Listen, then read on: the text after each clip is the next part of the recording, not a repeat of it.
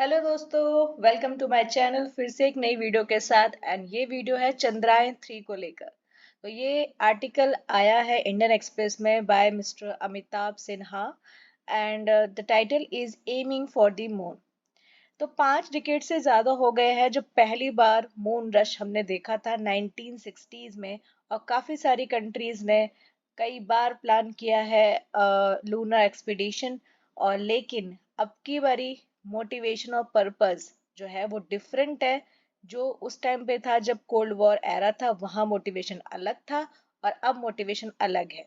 तो कुछ इस तरीके की बात से स्टार्ट करते हुए अमिताभ सिन्हा जी ने पूरा आर्टिकल लिखा है और काफी डिटेल्ड आर्टिकल है। And this article is very very important in perspective of the UPSC prelims and we can use some data in UPSC mains answer writing too. तो स्टार्ट करते हैं कि चांद पर यानी मून पर अभी का थोड़े ही टाइम में देखना क्राउड मिलेगा। चंद्रयान 3 ऑलरेडी दरवाजे पर पहुंच चुका है चांद के, और इसकी सरफेस पे पहुंचने का अंदाजा लगाया जा रहा है कि 23 अगस्त या 24 अगस्त, 23 अगस्त या 24 अगस्त तक ये पहुंच जाएगा। रशिया का लूना 25 रशिया का लूना 25 स्पेसक्राफ्ट ने भी अपनी जर्नी इस वीक में स्टार्ट हो जाएगी। एंड वो भी जब चंद्रयान 3 पहुंचेगा उसी टाइम पर पहुंच जाएगा। जापान का स्लिम यानी smart lander for investigating moon, वो भी इस पार्टी में शामिल होगा और 26 अगस्त को उसकी लॉन्चिंग है। लेकिन स्लिम का अभी लैंडिंग टाइम रिवील नहीं हुआ है, बट वो शॉर्टर रूट लेगा और वो भी 2 हफ्ते में पहुंच जाएगा। और पहली बार ऐसा होगा काफी टाइम के बाद कि 3 स्पेसक्राफ्ट एक साथ लूना सरफेस पे जा रहे हैं।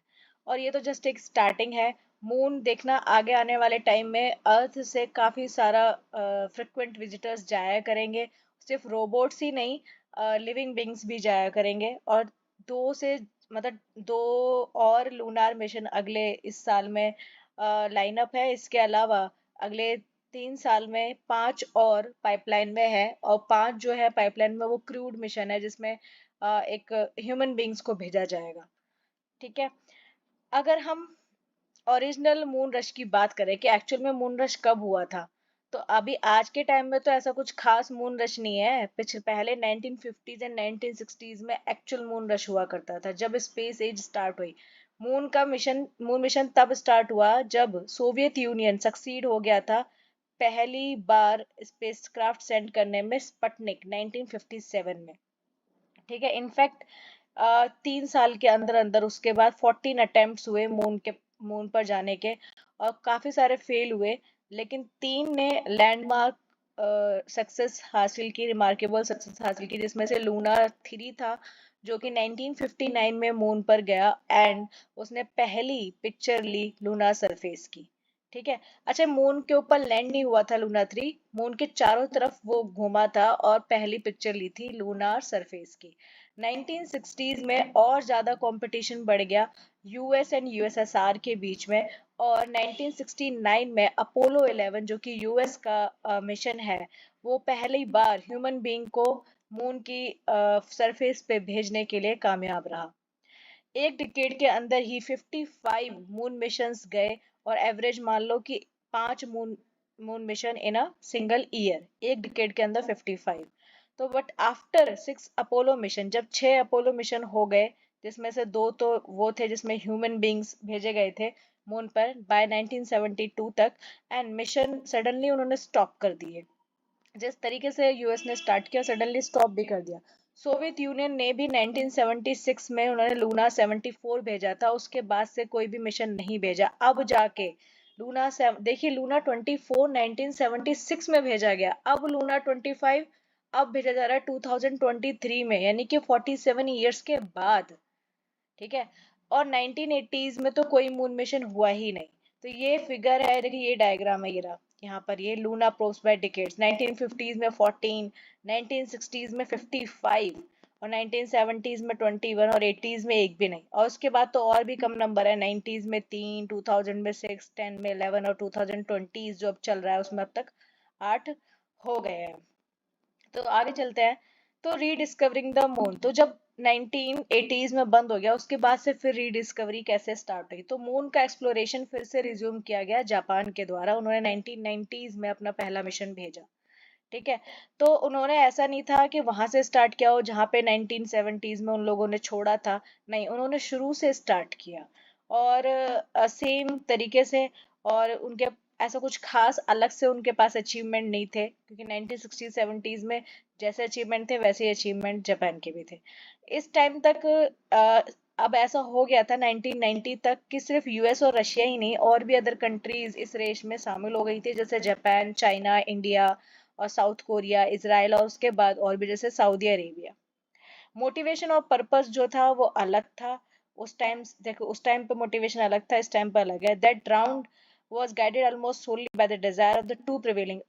मेनली जो डिजायर थी, जो इच्छा थी, वो ये थी कि एक दूसरे को सुपर पावर करना, एक दूसरे की टेक्नोलॉजिकल रेस में जीतना, साइकोलॉजिकल एडवांटेज लेना। क्योंकि एस्टोनिशिंग अचीवमेंट ये, अगर मान लो कोई अचीवमेंट उनने पा लिया, तो एक तरीके से वो कोल्ड वॉर जो चल रहा था उस राइवलरी में उनको वो हेल्प कर रहा था। टेक्नोलॉजिकल इकोसिस्टम बिल्ड कर सकते थे अपने अचीवमेंट से, लेकिन वो मिसिंग था। और फोकस मिशन पे कम, और ये एक कोल्ड वॉर राइवलरी पे ज्यादा। तो ऑल्सो दोज मिशन, वो जो मिशन थे वो अनसस्टेनेबल थे, काफी ज्यादा एक्सपेंसिव भी थे, और एनर्जी इंटेंसिव भी थे, काफी ज्यादा एनर्जी उसमें लगती थी, और रिस्की भी थे, और फेलियर रेट तो काफी ज्यादा था, 50% फेलियर रेट था। और इस तरीके का रिस्क एक्सपेंडिचर और इस तरीके की एनर्जी की बर्बादी, वो आज के टाइम में तो बिल्कुल ही अनअसेप्टेबल है। तो अब जो लूनार मिशन जाते हैं, तो क्या है उनका, क्या पर्पस एंड मोटिवेशन है? अभी भी यही है कि मून पर जाना है, बट इस बार सिर्फ मून पर जाना ही नहीं, स्पेस को एक्सप्लोर करना है, बड़े ऑब्जेक्टिव्स हैं। ठीक है। अब देखो, पहले जो मून मिशंस गए थे, एटलीस्ट उनसे इतना तो पता चल गया था कि मून का एनवायरनमेंट क्या है, उनके रिसोर्सेज क्या है मून का, और किस तरीके से मून पर जाना, उस पर ट्रिप्स लगाना कैसे हम यूटिलाइज कर सकते हैं, इसका एक फेयर आइडिया है। अब जो लूनार मिशंस जाते हैं वो चीपर है, सस्ते हैं, पहले से नई टेक्नोलॉजी यूज हो रही है, और इसके अलावा हाई डिग्री ऑफ सेफ्टी भी है। ठीक है। तो अब रिजम्पशन जब 1990 में स्टार्ट हुआ, तो नॉट अ सिंगल, 1990 में से जापान ने स्टार्ट कर दिया था फिर से मून मिशन। तो अभी तक जो है ऐसा कोई लूनार मिशन नहीं गया है कि जो कंप्लीटली फेलियर हो, कुछ ना कुछ सक्सेस उसकी रही है। ठीक है। अब जर्नी जो है माइट बी सेम, मान सकते हैं कि जर्नी वही है, मून पर जाना है, लेकिन मोटिवेशन अब अलग हो चुका है। अब क्या है, लूनार मिशन पे जाना का मतलब है कि एक्सप्लोर करना पॉसिबिलिटीज को, कि कितनी टाइम तक, ज्यादा से ज्यादा टाइम तक मून पर रहा जा सके, उसके रिसोर्सेज को यूज किया जा सके। और ये भी पॉसिबिलिटी है कि मून को as a launch pad use करेंगे, ताकि वहां से और स्पेसक्राफ्ट को डीपर स्पेस में, और भी ज्यादा दूर स्पेस में लॉन्च किया जा सके, और एक्स्ट्रा टेरेस्ट्रियल बॉडीज को स्पेस में और कहाँ कहाँ कौन सी चीजें हैं वो चीजें एक्सप्लोर की जा सके। ठीक है। ये सब पॉसिबिलिटीज 1960 और 70s में नहीं थी। अभी ये भी बातें चल रही हैं कि आगे आने वाले 1 या 2 डिकेड में परमानेंट स्टेशंस बनेंगे मून पे, और इससे एक तरीके का कंपटीशन बढ़ेगा, क्योंकि अब परमानेंट स्टेशन का मतलब है कि स्पेस ऑक्यूपाई करना मून पे। ठीक है। तो हर कोई ये चाहेगी कंट्री कि हम पहले जाके वहां पे अपना एक स्टेब्लिश कर पाए। ठीक है। तो ये रेस अब स्टार्ट हो चुकी है। अगर हम पहले की बात करें तो देखो, सबसे पहला जो अटेम्प्ट हुआ था कि मून पर जाना, वो पायनियर 0 का था 1958 में। ठीक है। लेकिन वो फेल्ड हो गया था। उसके बाद फर्स्ट की बात करें कि पहला कौन सा मिशन था जिसने मून का डेटा दिया था, वो लूना 1 1959 में। पहला कौन सा था जो लूना सरफेस तक पहुंचा था, लूना 2, लेकिन क्रैश लैंडिंग हुई थी। उसके बाद पहला कौन सा स्पेसक्राफ्ट था जिसने पिक्चर ली थी मून की, वो था लूना 3। उसके बाद सॉफ्ट लैंडिंग अटेम्प्ट में वो भी फेल था, लूना 5। इसके बाद मून ऑर्बिट में कौन सा सबसे पहले गया था, लूना 10। तो देखिए लूना, अब देखिए सोवियत यूनियन के कितने सारे ये लूना नाम से गए हैं, और काफी ज्यादा उन्होंने अचीवमेंट भी कई जगह पाए हैं, पिक्चर्स लिए हैं मून के सरफेस के वगैरह। फिर उसके बाद यूएस पिक्चर में आया, तो उन्होंने ह्यूमन बींग्स को भेजा था 1968 में अपोलो 8 के द्वारा, लेकिन मून की सरफेस पे वो लैंड नहीं किए थे, मून ऑर्बिट में गए थे। लेकिन जब अपोलो 11 1969 में उन्होंने भेजा, तो पहली बार मून की सरफेस पे ह्यूमन बींग्स गए। ठीक है। तो इसके अलावा फिर बाद में 1990 में हितेन, जापान का मिशन, उन्होंने ये मून मिशंस को रिज्यूम किया। उसके बाद अगर यूरोपियन का बात करें तो उनका मून मिशन का नाम है स्मार्ट 1, उन्होंने 2003 में स्टार्ट किया।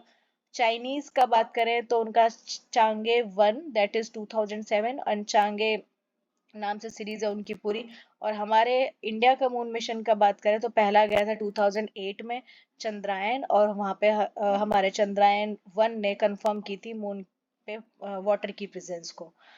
तो अगर अब चंद्रयान 3 गया है तो 14 जुलाई को यानी 14 जुलाई को इसको लॉन्च किया गया LVM-3M4 के थ्रू। और वो अगस्त अगस्त 1 में अर्थ के ऑर्बिट में था। उसके बाद 2 में यहाँ से अर्थ के ऑर्बिट से मून के ऑर्बिट की तरफ ट्रांसफर हुआ। ठीक है, और ये अगस्त 16-17 तक ये उसमें मून के ऑर्बिट में ऐसे कम होते होते होते ये 23 और 24 के आसपास मून के साउथ पोल पे जाके लैंड कर जाएगा। फिर वहां से डिटेल्स आएंगी। अभी फिलहाल पिक्चर्स भेज रही है इसरो हमको, जो भी इस चंद्रयान 3 स्पेसक्राफ्ट के थ्रू हमें मिल रही है। जितने भी 118 टोटल मून मिशंस गए हैं अब तक, ये नासा का डेटा है। और उन्होंने बोला है कि 57% सक्सेसफुल रहे हैं, 36% अनसक्सेसफुल और 8% का पार्शियल सक्सेस है।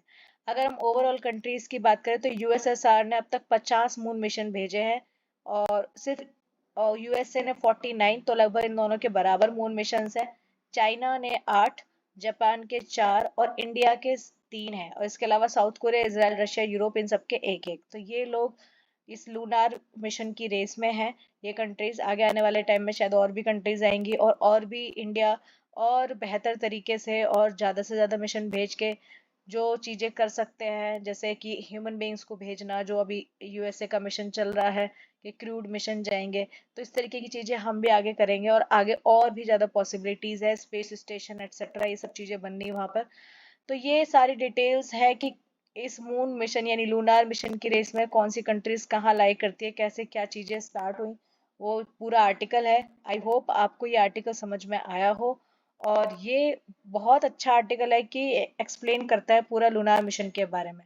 आगे आएगा चंद्रयान 3 की जो भी फाइंडिंग्स होंगी, जो भी आर्टिकल्स में आएंगे, वो सारी चीजें हम आगे डिटेल करें एक्सप्लेन करेंगे।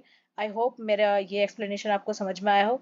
और अगर आपको पसंद आए तो लाइक कीजिए, सब्सक्राइब कीजिए, इससे मुझे मोटिवेशन मिलती है और मैं टाइम से और ज़्यादा जल्दी जल्दी वीडियो डाल पाती हूँ।